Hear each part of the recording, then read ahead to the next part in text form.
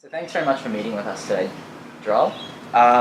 Just before we begin, do you mind if I ask you a few background questions at all? Yeah, definitely. Great. So can I get your full name, please? Yep, it's Jharal Yow Yeh.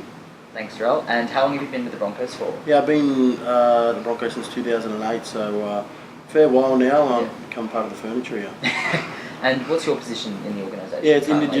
Indigenous Program Officer at the Brisbane Broncos, so I help run our Be on the Broncos program and do a little bit of corporate stuff and media as well, so I really enjoy it. Cool. So in regards to the community programs that you guys run, what are some of the programs that the Broncos is affiliated with that address health and Indigenous health promotion? Well, probably one of the big ones that everyone recognises a lot is our Deadly Choices program at the Brisbane Broncos here. They're a sponsor for us, and we've been great to jump on board with them for a long while now, and they drive the health and making good choices in Indigenous fields, so it's something that we're really passionate about at the club. Yeah, absolutely. Can you tell me a little bit more about the aims of the program? Yeah, it's purely for Indigenous people to realise that we did know that there was a huge gap in non-Indigenous and Indigenous health, where Indigenous people, our lives were a lot shorter than non-Indigenous people. So it's something that drives making a healthy choice, and obviously being a sporting club, it fits well with the brand. So something that we're very passionate about. Do you think you've achieved those aims to some extent? Yeah, definitely, most definitely. I mean, they came on a few years back now, and I think it started off by going to your clinics and getting checked up. When it started off with 6,000 our first year, and now we're doing over 30,000 surveys a year, and people are coming getting checked over 30,000 people a year. So it's really big for the Brisbane Broncos brand and for Deadly Choices as well. Are there any things, I guess, that you'd be changing or adding to that program to help improve? Oh, I suppose we just expand. We started rurally as a program for Deadly Choices, and we bring it into the big cities now, and now a lot of kids just, I suppose when we put it with the Brisbane Broncos logo and the horse head, it's something that drives in our sport. Not just sports is healthy, but eating healthy as well, and making sure that you have a healthy life, and not just talking about your body, but your health in your head as well. Yeah. So your mentality and how you go through your life. So those things are very important at our club. Yeah, absolutely. So the Broncos have a strong partnership with the Institute for Urban Indigenous Health.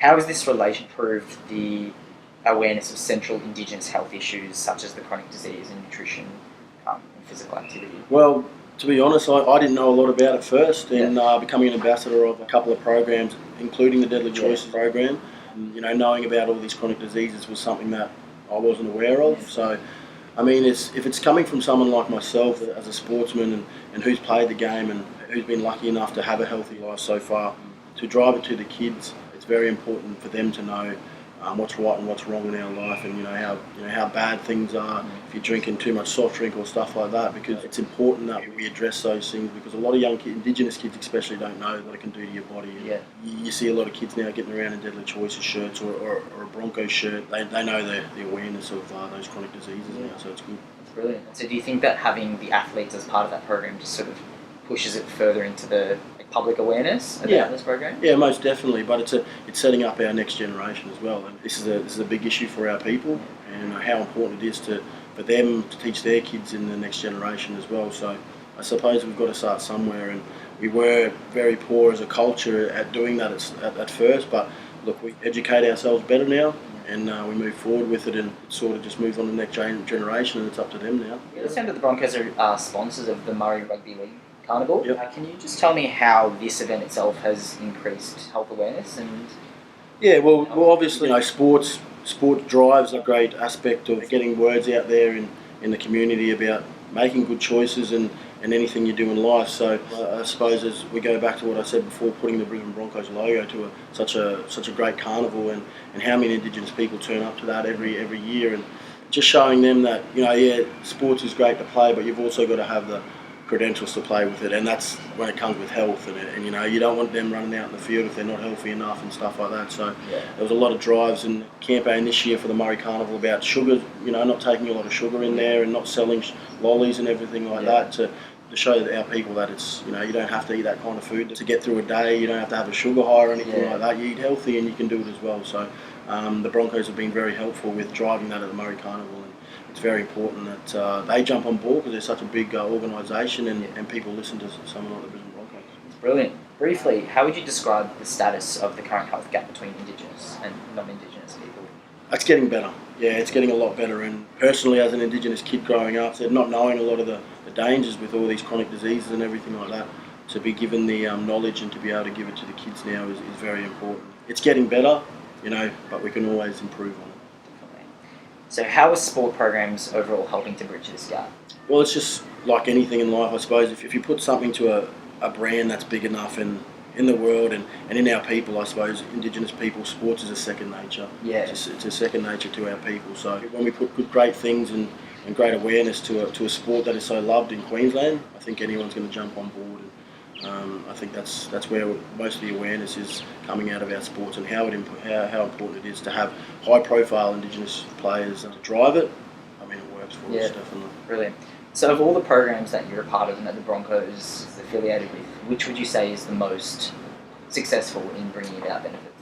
Look, there's a lot out there. Yeah. I wouldn't be able to pick one or two or anything like that. I would just say that any program that runs out of the Broncos or anything that helps Indigenous kids is an improvement for us. I mean, we never had anything like this when I was in school 10 years ago, and it seems like not long time ago, but it's grown and grown as we've gone on. In the space of 3 years, the awareness is getting bigger and better. Deadly Choices obviously is something that's very good to us, but we also have a program here at the Broncos, the Beyond the Broncos program, and how important it is for your health as well and education. That's what we drive. So without your health, you can't get a good education. So we understand that, and we like to drive that.